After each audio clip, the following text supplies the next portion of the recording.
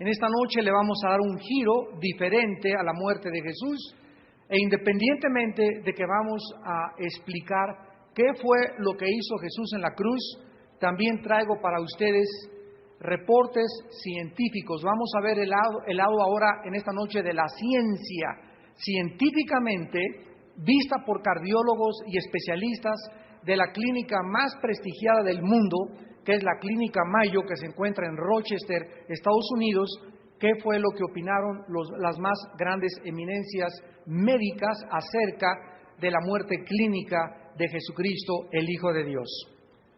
Sabemos claramente que después de todos los 6 juicios que Cristo llevó, culminaron con soltar a Barrabás, fue nuestra conferencia pasada, y crucificar a Jesucristo.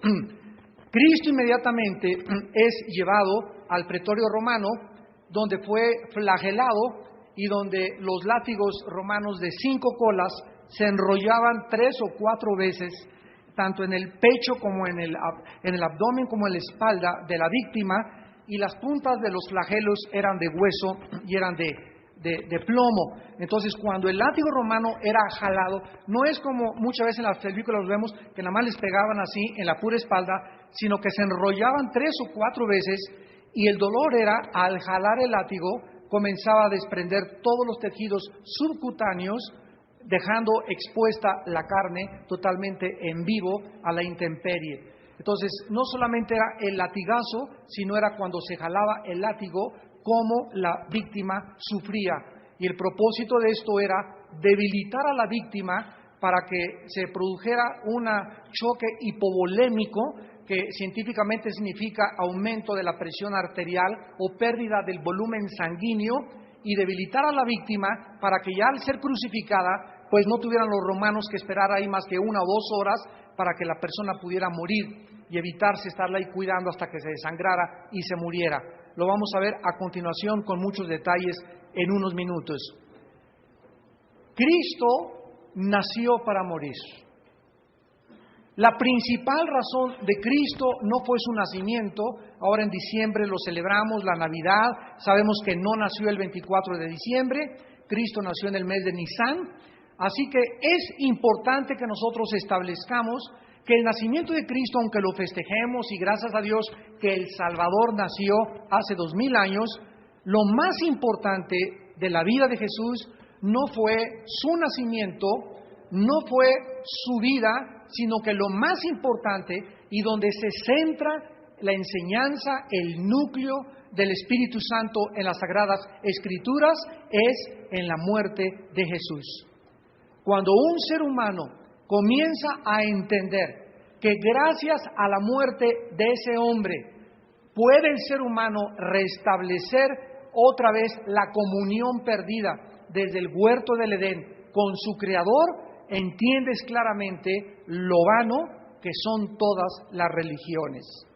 Hemos dicho que si el ser humano pudiera llegar al cielo a través del Dalai Lama, o a través del Hare Krishna, o a través del Corán, o a través del judaísmo, o a través de los musulmanes, o a través de portarse bien, o cada quien siguiendo su propia religión, ¿cuál fue entonces la razón por la cual Cristo tuvo que sufrir lo que Él sufrió en el Calvario? Fue un desperdicio total, porque Dios hubiera dicho, bueno, mis chiquilines, pórtense bien todos, cada quien siga su religión, hagan buenas obras, séle fiel a tu esposa, no robes y nos vemos todos arriba en el cielo. Pero venimos a la Biblia y nos encontramos con una revelación que nos habla precisamente de la inspiración de que los hombres no la pudieron haber hecho.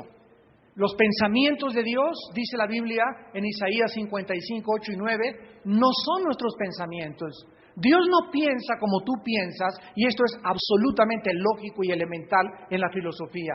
Si Dios existe y es un creador omnipotente, todopoderoso, que trasciende nuestra capacidad intelectual, es imposible que yo, con la mente de chinche que tenemos y el chip de pollos que tenemos comparados con el vastísimo conocimiento de Dios, nos atrevamos ni siquiera a arguir, a discutir, a pedirle cuentas y a colocarnos nosotros en en la posición de jueces y traer a Dios al banquillo de los acusados y decirle, ¿por qué hiciste esto? ¿Por qué hiciste aquello? Si yo fuera Dios hubiera hecho las cosas mucho mejor que tú.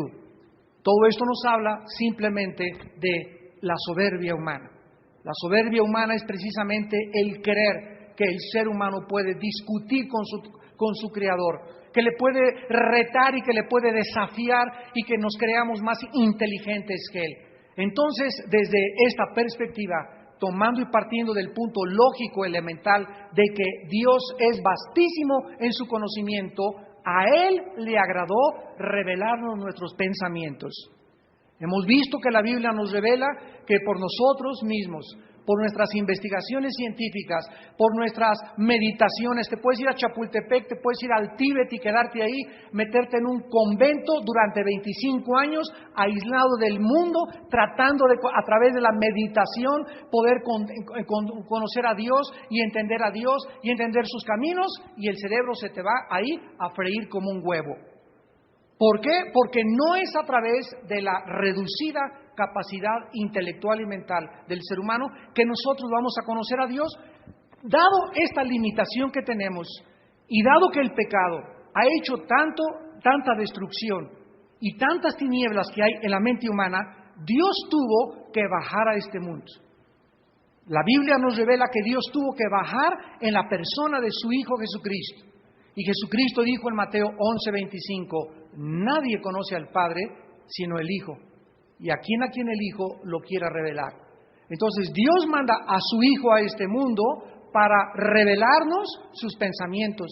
Jesús, cuando hablaba Jesús, la gente veía cómo hablaba Dios, porque era Dios hablando a través de su Hijo. Todas las acciones y todos los hechos que Jesucristo hizo nos hablan de cómo es Dios. Si alguien quiere conocer a Dios, necesitamos conocer antes a Jesucristo, porque al Padre le agradó revelarse Él a través de Jesucristo. Jesucristo dijo en Juan 14:6, yo soy el camino, yo soy la verdad y yo soy la vida. Nadie va al Padre si no es por mí.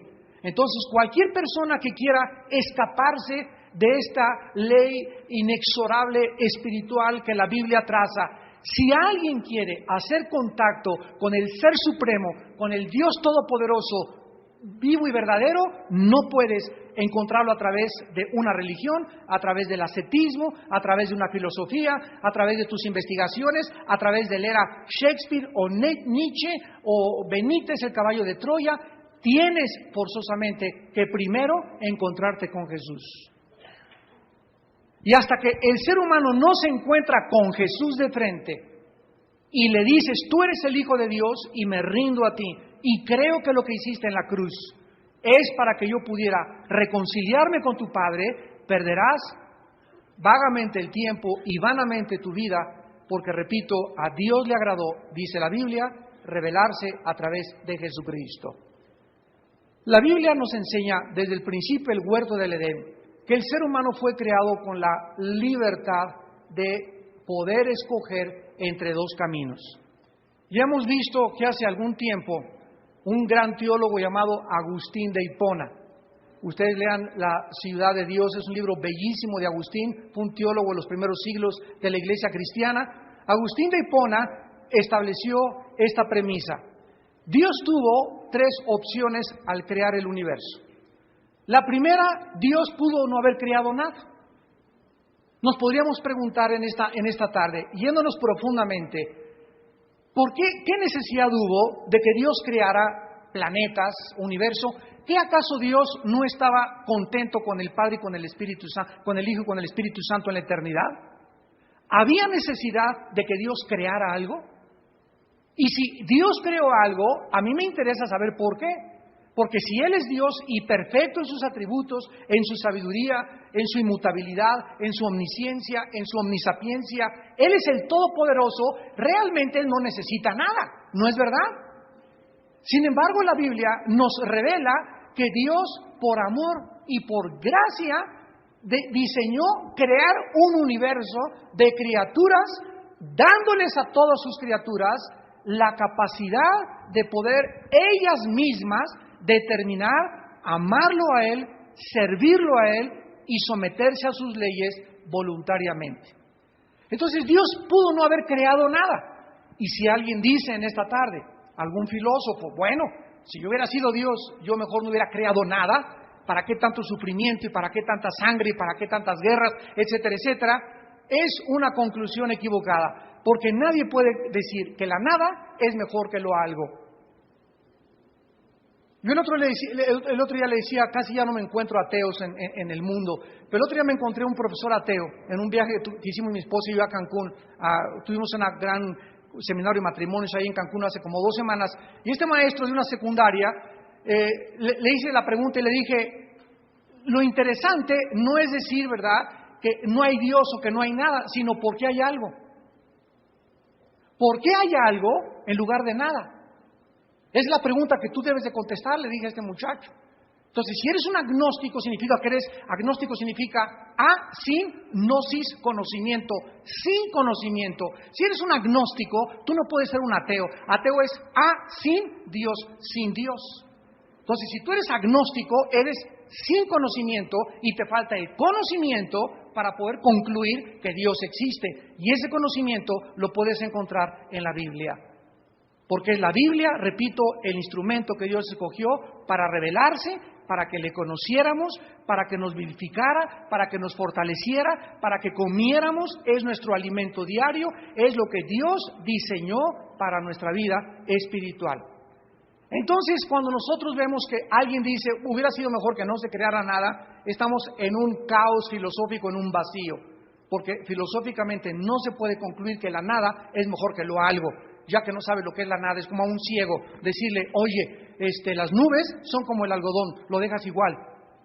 Porque no tiene un punto de referencia el ciego para poder determinar cómo es la nube, necesitó algún día en su vida haber conocido el algodón para poder tener un punto de referencia y decir, es blanquito y suavecito, así son las nubes. Pero si ni siquiera tiene un punto de referencia sin conocer el algodón, no hay nada con que explicarle a un ciego cómo es una nube.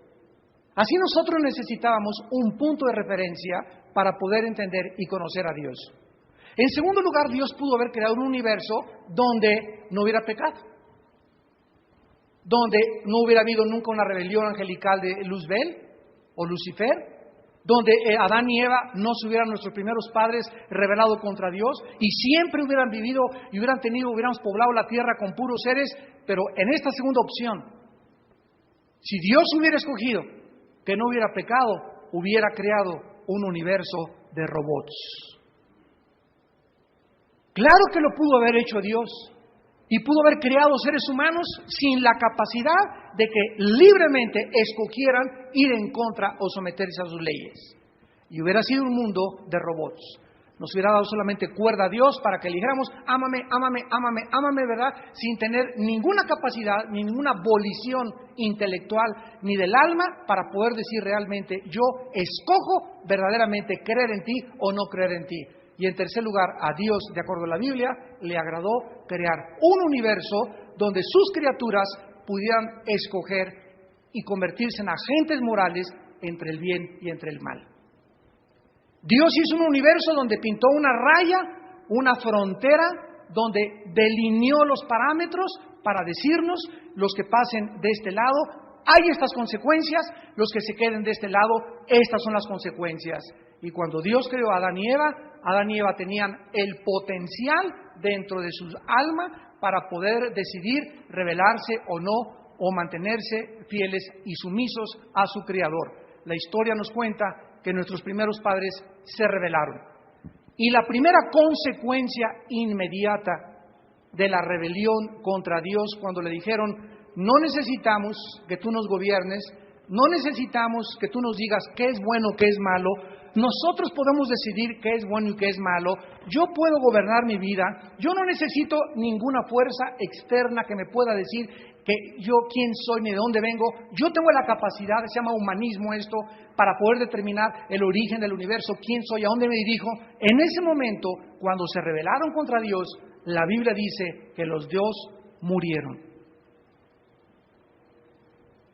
En ese momento es lo que la ciencia conoce como el envejecimiento. Adán y Eva comenzaron a desintegrarse celularmente.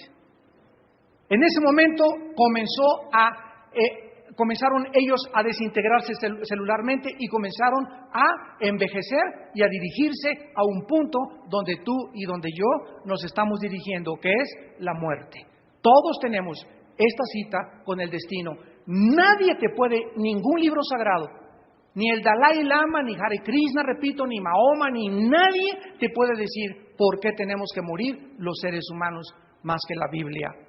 Dice en Romanos 5, versículo 12, así como el pecado entró al mundo por un hombre y por el pecado entró la muerte, así la muerte pasó a todos los hombres por cuanto todos pecamos.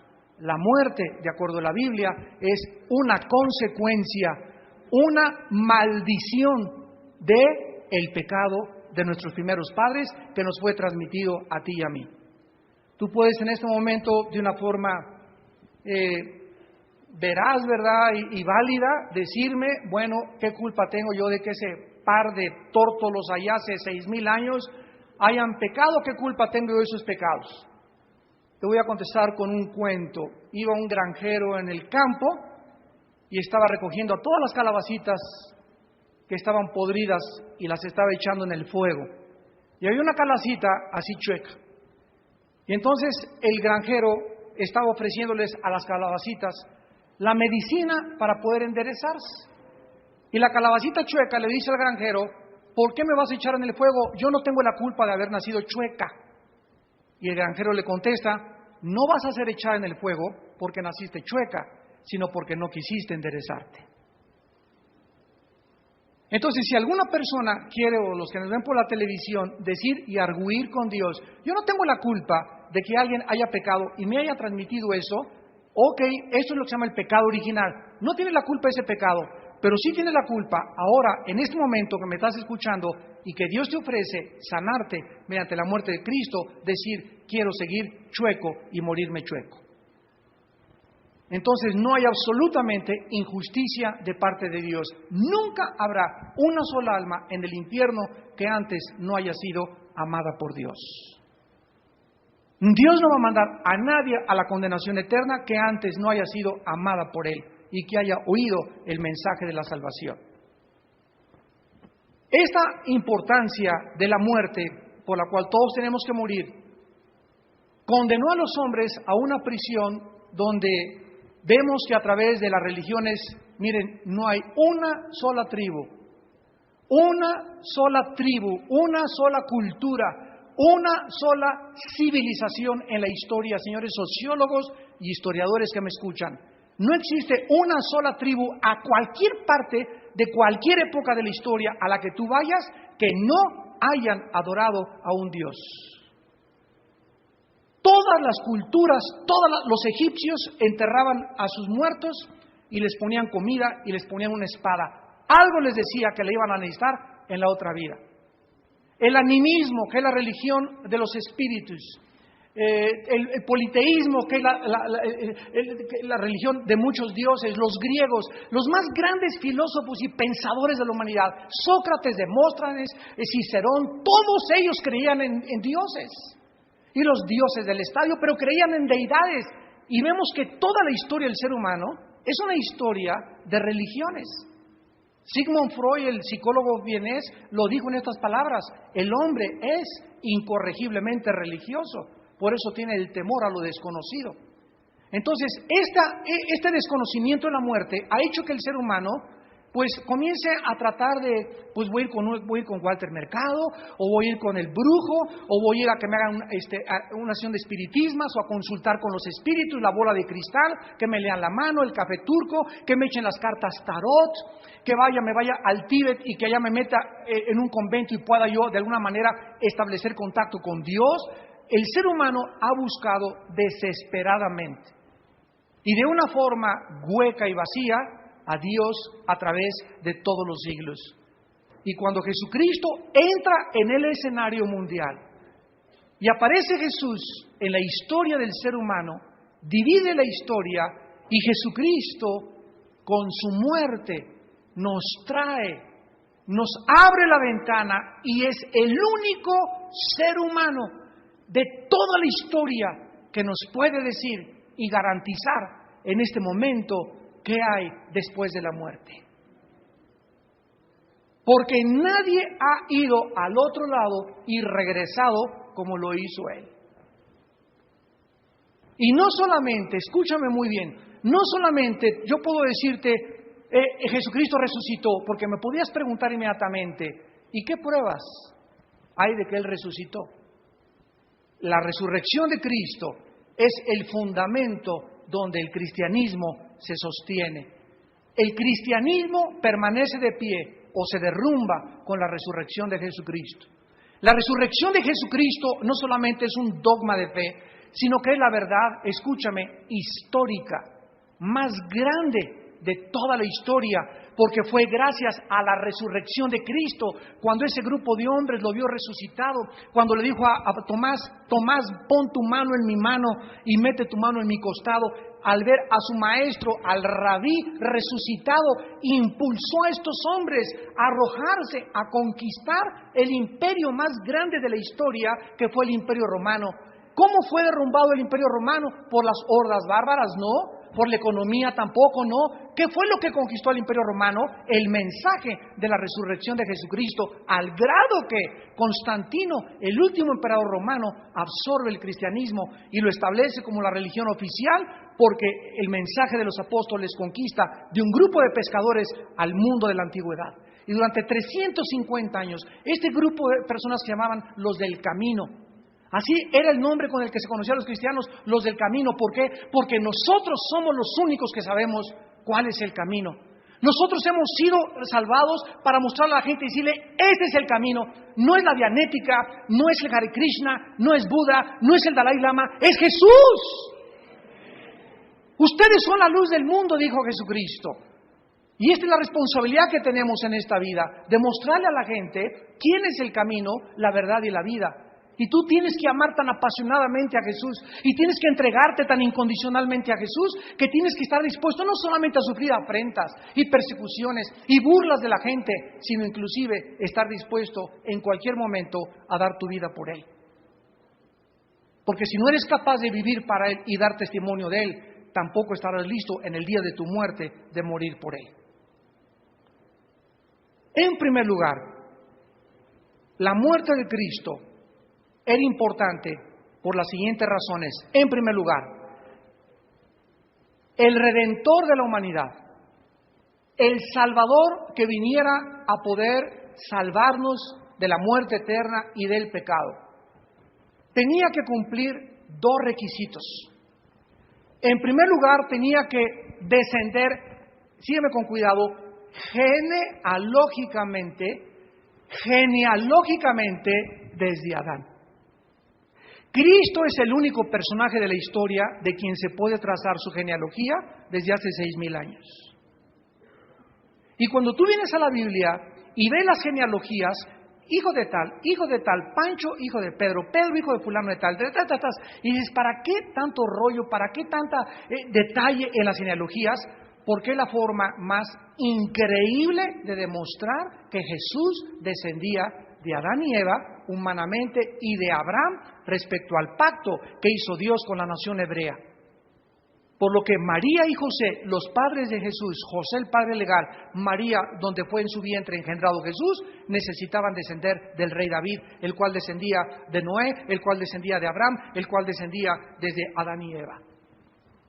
Y en segundo lugar, el Mesías y el Salvador del mundo tenía que ser Dios y tenía que ser hombre al mismo tiempo. ¿Por qué? Porque un simple hombre que muriera en la cruz por nosotros, San Martín de Porres, San Crisóstomo, Santa Catarina, el santo que tú me quieras, ellos también fueron pecadores y nacieron en pecado. Entonces la persona que moría en la cruz no podía ser un simple ser humano, ni siquiera los ángeles, por la simple y sencilla razón que fue a Dios a quien ofendimos y era Dios el que nos tenía que perdonar. Y ellos, ninguno de los santos ha sido Dios. En la cruz tenía que estar Dios y al mismo tiempo tenía que estar un ser humano llamado Jesucristo. Jesucristo tenía dos naturalezas. La naturaleza humana era 100% hombre. Lloró, comió, durmió. Vamos a ver los aspectos científicos a continuación. Pero al mismo tiempo ese Jesús que caminó por el mar de Galilea y que pudo hacer milagros y que convivió con los discípulos, al mismo tiempo Él dijo: el que me ha visto a mí, Juan capítulo 10, ha visto al Padre. Y las obras que yo hago, dice en Juan 14, no las he hecho yo, las hizo el Padre a través de mí. Así que Jesús venía al mundo a someterse incondicionalmente a su Padre. Él tenía que nacer de una mujer para poder ser hombre.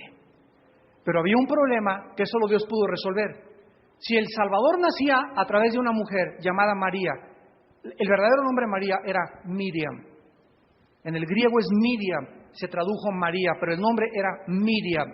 Si Jesús iba a nacer a través de una virgen llamada María, y si María iba a tener relaciones con José, la Biblia dice que el pecado viene a través del esperma del varón.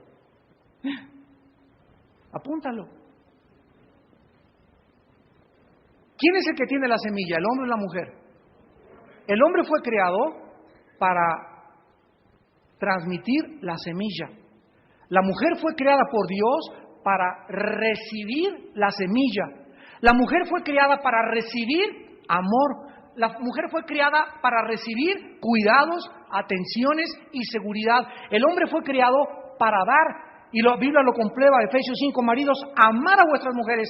No se le dice a la mujer que ella ame al marido, se le dice que lo respete y que se someta. Pero al hombre es al que se le dice que la ame, porque la mujer fue creada para ser amada.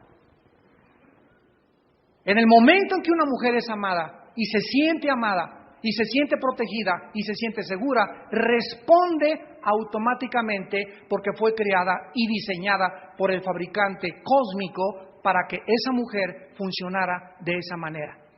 Entonces María y José no podían tener relaciones sexuales, porque entonces José hubiera transmitido el esperma y el feto y el cigote, feto, bebé que hubiera nacido con pecado, como naciste tú y como nací yo, porque es en la sangre donde viene el pecado. Entonces Dios lo resuelve haciendo que María y José no tengan relaciones. Se le aparece un ángel y le dice a María: vas a quedar embarazada. María se espanta. ¿Pero cómo? No he conocido marido. Estaban desposados, comprometidos a casarse. Y le dice el ángel a María, Mateo 1:21, Lucas capítulo 1, el santo ser que nacerá será llamado Hijo de Dios. Y le pondrás por nombre, o sea, ni José ni María escogieron qué nombre le iban a poner al bebé. Fue Dios, a través del ángel, quien le dijo a María: ponle Jesús Yoshua, que significa el Salvador. Entonces, María es embarazada por Dios. Dios pone el esperma y María pone el vientre, y la vergüenza que pasó de las persecuciones y las humillaciones que pasó la Virgen María por haber estado embarazada sin casarse. Porque en la ley judía eran muertas a pedradas las adúlteras y las que tenían el embarazo antes de casarse.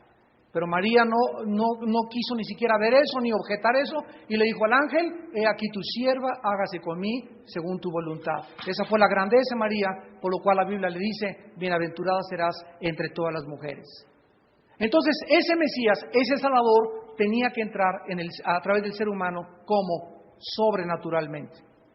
¿Cómo entró la semilla en Isaac? ¿De dónde viene Cristo? De Isaac, de los dos hijos de Abraham, Isaac e Ismael. Pero ¿cómo entra Isaac al mundo sobrenaturalmente? Sara fue al ginecólogo y le dijo: ni con cirugía, Sara. Abraham, ni con Viagra, le dijo el ginecólogo.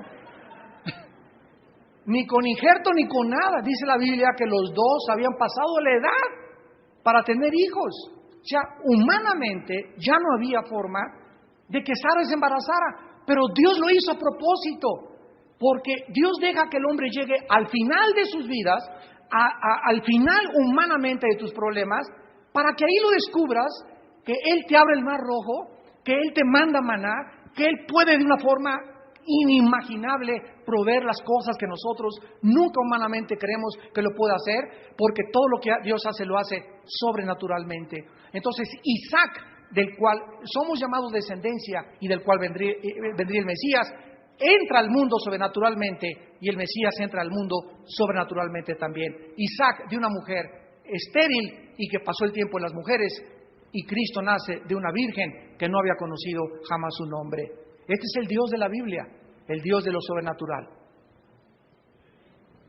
La encarnación de Cristo entonces tenía como propósito su muerte. Él nació para morir y tenía que ser humano para morir y divino, por cuanto solo Dios nos puede perdonar. En segundo lugar, la muerte de Cristo es la primera verdad. Hay la primera y hay la segunda y hay la tercera. La primera verdad fundamental del mensaje que predicamos, y lee el libro de los Hechos, el mensaje que predicaron los apóstoles era la muerte y resurrección de Cristo. Primera de Corintios 15, 1 y del 3 al 4. Además les declaro, hermanos, el evangelio que les he predicado, el cual también recibieron y en el cual también perseveran, porque primeramente, vean ustedes, primeramente, les he enseñado lo que asimismo recibí, que Cristo murió por nuestros pecados. ¿Cuál fue la primera enseñanza del apóstol Pablo? La muerte de Cristo, conforme a las Escrituras, y que fue sepultado y resucitó. La segunda verdad es que Cristo no se quedó en la tumba, sino que resucitó al tercer día. ¿Cuál fue la razón entonces por la cual Cristo tenía que morir? Demostrar a todos los que le siguieron y al mundo entero que hay vida después de la vida. Que vale la pena amar a tu esposa, amar a tus hijos, ser honesto, ser santo, despreciar la gloria, el poder, las riquezas, lo que el mundo ofrece, no vivir para el dinero, no vivir para el sexo, no vivir para ser importante, para que te reconozcan, es vivir para la eternidad, porque después de la muerte entramos a vivir verdaderamente. Si Cristo no hubiera resucitado, escúchenme, damas y caballeros, si no hubiera después de esta vida resurrección de los muertos, ¿para qué entonces vivimos? ¿Cuál es el propósito de la vida si la filosofía de México es el que no tranza, no avanza? ¿Para qué somos fieles a la esposa? ¿Por qué no cometemos adulterio? ¿Por qué nos purificamos sexualmente? ¿Por qué buscamos los principios de la ética? ¿Por qué estamos tratando de buscar y ser diferentes a las demás personas cuando aquí se trata todo de robar? Todo de ser. Hoy en la mañana teníamos un desayuno en Los Pinos con la señora Marta Sagún de Fox y estábamos platicando con unos pastores y les dije yo, es que entre nosotros no puede haber simulaciones, tenemos que hablarnos al pan y al vino. Yo no puedo llegar y, ay César, ¿cómo estás? Y con el cuchillote ahí por detrás y apuñalarlo. ¿Cuántos hermanos hay así que se dicen cristianos y hay simulación e hipocresía en sus vidas? Y no podemos ser así, tenemos que ser de una sola pieza. Tenemos que vernos a los ojos y decirnos lo que sentimos verdaderamente, porque más vale amor manifiesto que reprensión oculta. Entonces es importante que nosotros entendamos eso. Dios vino a crear una familia y a darnos esperanza de que vamos a volver a vivir. Si Cristo no hubiera resucitado, no tiene ningún sentido seguir viviendo. Vamos a regresar al polvo, convertirnos como los gusanos, y es lo que enseña la famosa teoría de la evolución.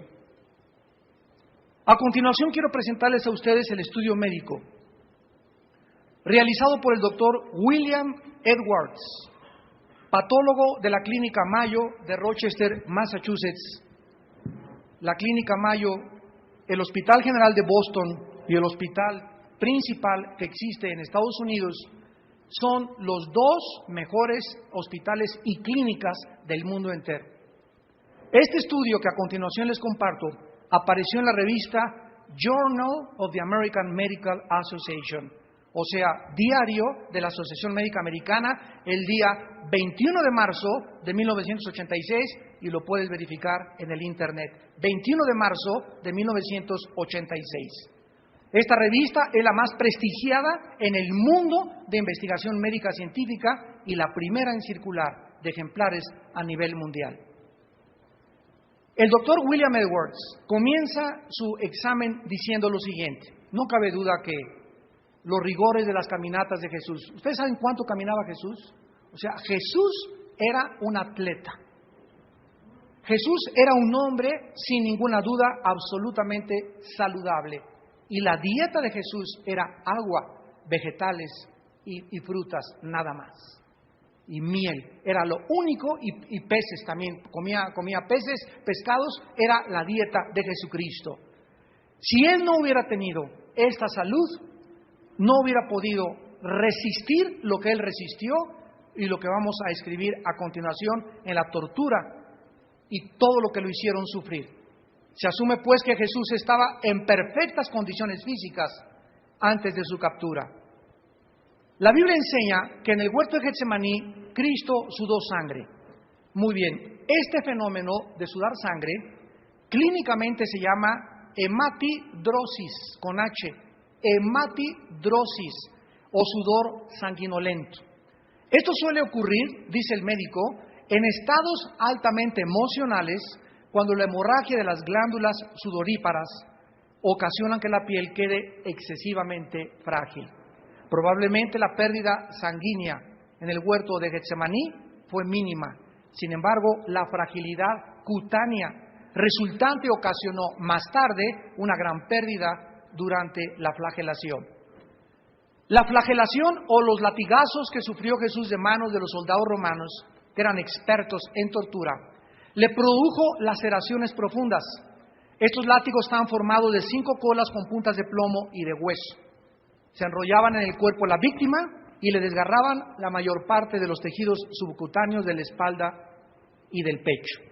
Por medio de estos castigos, los soldados pretendían debilitar a la víctima, llevarla a un estado muy cercano al colapso o a la misma muerte. El grado de pérdida determinaba generalmente el tiempo de la víctima en la cruz. La pérdida apreciable de sangre preparó el terreno para un estado de shock hipovolémico. Shock hipovolémico. ¿Qué significa esto? Hipovolemia es la disminución del volumen sanguíneo, ya sea por pérdida de sangre o por deshidratación. Inmediatamente después, la hipovolemia disminuye la presión circulatoria, por lo que también disminuye la presión de la sangre que regresa al corazón. Esto disminuye la cantidad de sangre que sale del corazón y a esto se le llama estado de shock. El sistema circulatorio puede recuperarse mientras el grado de la hemorragia no pase de cierta cifra, pero una vez cruzada esta cifra crítica, bastan unos pocos mililitros para establecer la diferencia entre la vida y la muerte. En el caso de Cristo, no se consideró la hipovolemia como la causa de su muerte. O sea, vamos a ver que ahora la ciencia, a la luz de la cardiología moderna, nos dice la causa de la muerte de Jesús. Si tú le preguntas a cualquier persona, ¿qué fue lo que clínicamente le ocasionó la muerte a Cristo? Te van a decir el desangramiento, los latigazos. O sea, ¿qué murió Cristo? ¿De un ataque al corazón o murió por sofocación, como morían todas las víctimas? Nadie te puede contestar esa pregunta. ¿Y sabían ustedes que 1000 años antes de Cristo, en el Salmo 22, se encontraba de que iba a morir Jesús? Lo vamos a ver al final. Las heridas de la espalda fueron cubiertas con un manto de púrpura. Después de la flagelación le dieron 39 latigazos. Los judíos no permitían que pasaran de 40. Y la Biblia dice que él no pudo cargar el patíbulum. O sea, Cristo no cargó una cruz así. Cargó el palo central, nada más. Y al llegar al monte le ponían el travesaño. Entonces, Cristo no pudo cargar ese patíbulum desde el pretorio romano porque había cerca de 1 kilómetro de distancia y le pusieron un manto de púrpura al comenzar a cargar la cruz, el cual al llegar al monte Calvario le arrancaron el manto de púrpura y entonces reabrió sus heridas que estaban ya coaguladas y arrancaron su piel de toda la espalda y de todo el pecho de la sangre que tenía coagulada. Esto sucedió cuando lo prepararon para acostarlo sobre la cruz. Seguramente su estado físico y emocional antes de la crucifixión ya era severo y posiblemente crítico. Durante la crucifixión, los brazos de la víctima no eran totalmente estirados, sino que eran puestos así, no eran así, sino que eran así. Y los clavos eran colocados no aquí en las muñecas, sino en el hueso radio y en los huesos del carpo. Aunque no producían fracturas, el daño al periósteo, que es la membrana que cubre a los huesos, era dolorosísima. Los clavos también le cortaron el nervio mediano, lo cual debió haberle ocasionado a Jesús espasmos intensísimos de dolor y calambres en los 2 brazos durante el procedimiento. Todo esto debió haberle producido una parálisis en parte de sus manos, porque los ligamentos atrapados en el trayecto de los clavos ocasionan médicamente lo que se llama una mano en garra. Los clavos de los pies le atravesaron los huesos del tarso y también le ocasionaron lesiones en los nervios. Los clavos, sin embargo, no producían una pérdida sanguínea importante. El mayor efecto fisiológico de un crucificado era la interferencia para respirar normalmente. Especialmente cuando el crucificado hacía, eso se llama exhalación. Cuando el crucificado quería exhalar, el cuerpo tiende a fijar el tórax en el estado de inspiración. Y de acuerdo a este análisis, la respiración fue primordialmente con el diafragma y de forma superficial, resultando en retención de dióxido de carbono en la sangre.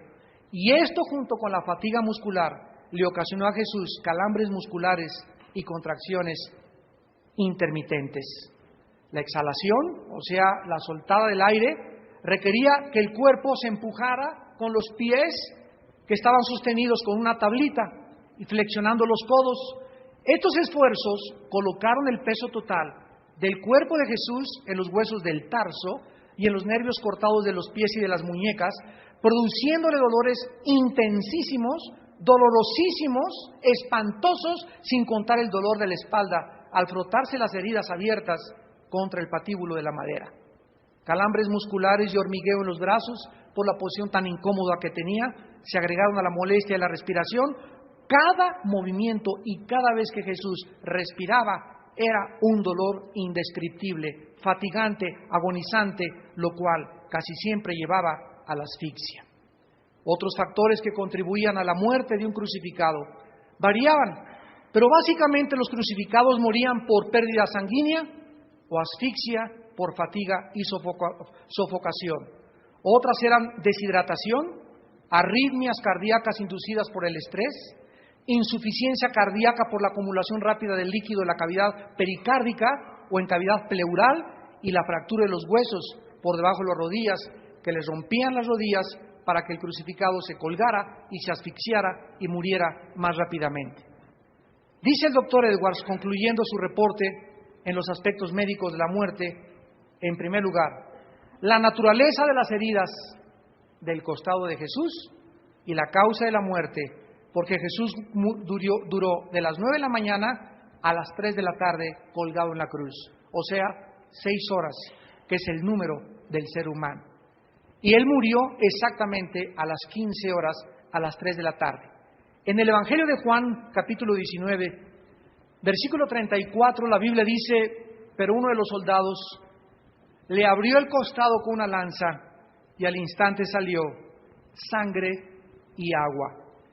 Algunos han tratado de afirmar que fue una perforación abdominal y que el líquido que le salió era líquido de orina o de otro origen. Sin embargo, la palabra griega para costado es pleura, lo cual demuestra claramente que se refiere al tórax, implicando a un lado de las costillas. De acuerdo a lo anterior, la cardiología moderna nos establece que el líquido que salió del costado de Jesús correspondía al líquido pericárdico. Líquido pericárdico y la sangre, a presencia de sangre en la cavidad pericárdica. El corazón está formado alrededor por una membrana, transparente que se llama el endocardio. Después está una capa muscular llamada el miocardio, que externamente está forrada por el pericardio, que consta de 2 capas. El pericardio visceral, que está a un lado del costado del corazón, y el pericardio parietal, que cubre el hueco donde está ubicado el corazón. Entre estas 2 capas existe una pequeña cantidad de líquido que sirve como lubricante y facilita los movimientos del corazón. Este espacio se llama, de las 2 capas del pericardio, cavidad pericárdica. Estas condiciones fisiológicas mencionadas también produjeron coágulos en las válvulas del corazón de Jesús. Y estos a su vez ocluyeron la circulación coronaria y pudieron haber ocasionado un infarto de todo el grosor de la pared. Un infarto es la muerte de la parte de un tejido del corazón. La ruptura posinfarto ocurre después de las primeras horas del mismo y una explicación científica es que la muerte de Jesús pudo haber sido por una ruptura del pericardio, lo cual lo comprueba la cardiología moderna. Escuchen esto en el Salmo 22, versículo 14, que fue escrito por el rey David 1000 años antes de que Jesús fuera crucificado. He sido derramado como aguas y mi corazón fue como la cera, derritiéndose en medio de mis entrañas. El Espíritu de Dios a través del rey David establecía que Jesucristo no murió por asfixia. Cristo no murió por un ataque al corazón, un tejido roto, ya vimos lo que es un ataque al corazón, un infarto. Cristo no murió por desangramiento ni por deshidratación. Cristo murió cuando el soldado le atraviesa la lanza y sale la mezcla del agua combinada con la sangre. Los cardiólogos dicen que ya esto implicaba que Jesús ya estaba muerto. Cristo tampoco murió cuando le entierran la lanza.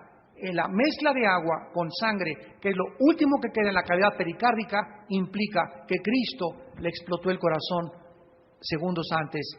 ¿Qué fue lo que mató a Cristo? Cristo murió de dolor moral. Fue tan intensa la separación de su padre cuando gritó, Lama, Lama, Sabactani, ¿por qué me has abandonado? Cuando tus pecados y mis pecados eran puestos sobre su cuerpo, en ese momento Jesús no pudo resistir más. El perfecto, humilde, santo, justo, hecho más sublime que los cielos, hijos de Dios, el que jamás en su vida había sido pecado, por nosotros se hace pecado. Y es en ese momento cuando Jesucristo, por el dolor moral, si tú tienes un hijo y tú sabes lo que es sufrir por un hijo, si tú has sufrido la muerte por una persona, por tu esposa, por tu esposo, muchos hasta por su perro, si tú sabes lo que es ese dolor moral de saber, y ahora imagínate el dolor por millones de personas, lo que el pecado hizo a la raza humana fue lo que mató a Jesucristo en la cruz. ¿Qué fue lo que mató a Cristo en la cruz? Tus pecados y mis pecados. No fueron los judíos, no fueron los romanos, fuimos nosotros. Tú y yo somos culpables de esa crucifixión y de esa muerte y de esa tortura y de todo lo que Él sufrió. 750 años antes de que Cristo naciera, el profeta Isaías, en el capítulo 53, escribió, despreciado y desechado entre los hombres. ¿Y tú te quejas que te hicieron cara de fuchi? ¿Te quejas de que la gente te trata mal? ¿Te quejas de que la gente habla mal de ti? ¿Eres tan hipersensible que cualquier cosa te lastima? Cuando nuestro Salvador fue despreciado desde que estaba en el vientre de María, tuvieron que huir a Egipto porque ya los iban persiguiendo, y María comenzó a buscar un lugar donde tocar y tocar y tocar la puerta en las posadas. Ábranme. Ya el niño estaba por salir, estaba a punto de reventarse de la fuente y nadie le quiso abrir a María, y encontraron un humilde, sucio y pobrísimo, paupérrimo pesebre donde había vacas y ovejas, y ahí nació el Hijo de Dios, el Creador del universo, el Rey de reyes y Señor de señores. ¿Y tú te quejas porque naciste en un taxi? ¿O porque no tienes para pagar el hospital del Seguro Social? ¿Nos jactamos nosotros de sangre azul, o de ojo azul, o de piel blanca, cuando el Hijo de Dios ni siquiera pudo jactarse de nacer en un lugar, ni siquiera enfermeras, cardiólogo, anestesista, pediatra, no tenía a nadie cuando Él vino a este mundo? Despreciado y desechado desde que nació. Y Dios le da un título, varón de dolores, experimentado en quebranto. Y nosotros escondimos de Él el rostro, fue menospreciado y no lo estimamos. Ciertamente llevó Él nuestras enfermedades y sufrió nuestros dolores. Y nosotros le tuvimos por azotado, por herido de Dios y abatido. Mas Él herido fue por nuestras rebeliones y molido por nuestros pecados. El castigo de nuestra paz fue sobre Él, y por su llaga fuimos todos nosotros curados. Todo este Salmo 22 y el capítulo 53 de Isaías nos muestra la evidencia médica que Jesús estaba muerto cuando el soldado atravesó su costado con la lanza. Cuando el apóstol escribió que vio su costado salir agua mezclada con sangre, evidenciaba lo que la cardiología moderna, siglos después, ha dado evidencia. Jesús murió por la rotura del pericardio. El corazón le explotó. Y la Biblia dice que todo lo hizo para que tú y yo pudiéramos entrar al cielo. Para que tú y yo tuviéramos una mejor vida. Para que esta vida no solamente pases y andar buscando, cayendo en filosofía, de mujer en mujer, de cine en cine, de teatro en teatro, de viaje en viaje, de trabajo en trabajo, sino para que tengas en esta vida sentido en tu vida, para que tengas propósito. No somos animales, dice la Biblia, somos criaturas creadas a la imagen y semejanza de un Dios que dio su vida por nosotros en una cruz. Y esto es lo que hace digno al ser humano. Ayer me decía mi esposa que fueron visitadas en Toluca por la directora de Derechos Humanos y les preguntaba ella, ¿ustedes qué las mueve? La dignidad, le contestó mi esposa, señora, querida señora. La dignidad que tenemos como mujeres, la dignidad que tenemos como hijas de Dios, eso es lo que nos mueve, recobrar nuestra identidad y saber que valemos. Si tu esposo te dice no vales, eres un cacahuate, eres una pobre mujer y mi mamá me dijo que no me casara contigo, no le creas, no le escuches, contéstale, soy hija de Dios. El Altísimo me ha hecho su hija y tengo un valor mucho más grande que la plata y que el oro. Y la mujer está recobrando su identidad y la mujer está llegando a un momento de saber que realmente hay una dignidad enorme que nos da Dios y a nosotros los hombres para tratarlas como esos vasos frágiles que ellas son para que nuestras oraciones no tengan estorbo. Y todo esto, ¿por qué lo hacemos?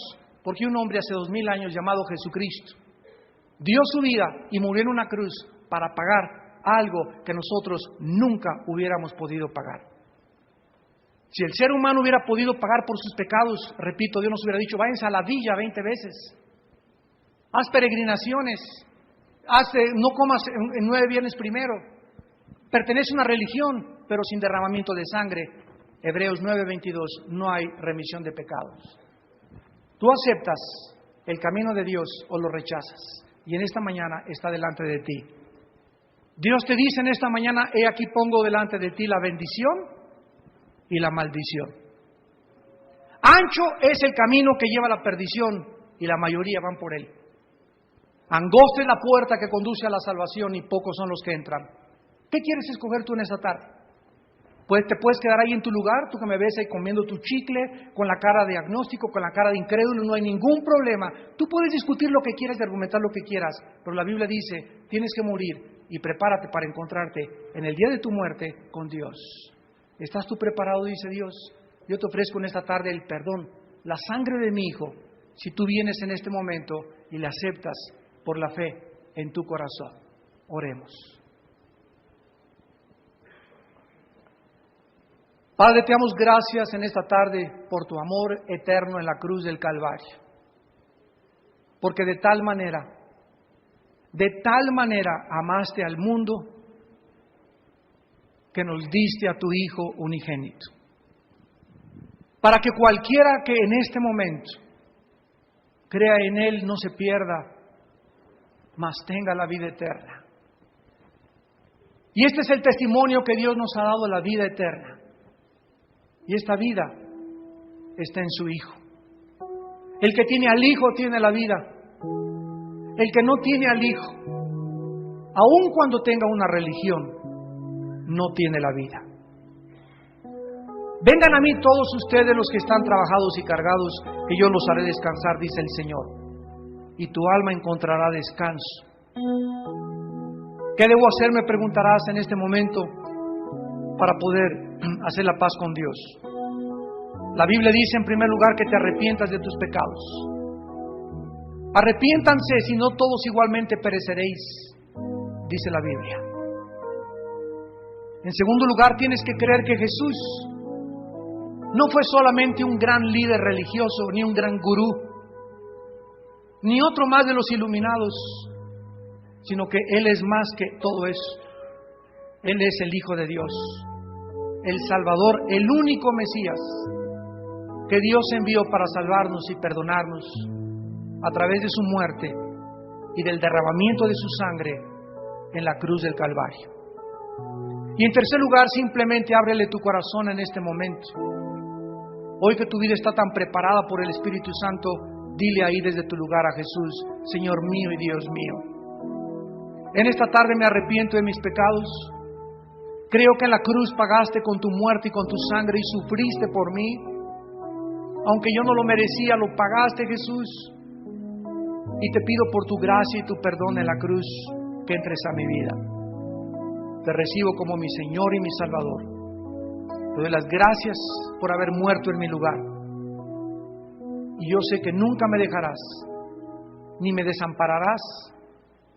Y ahora ya no tendré miedo de seguir viviendo, porque ahora tú serás mi inspiración, la razón de mi existencia y la fuerza que necesito para vivir. Gracias, Jesús, por tu maravillosa muerte y resurrección, de la cual ahora soy partícipe, y de tu vida eterna que me has regalado a través de tu vida. En el nombre de Jesús. Amén.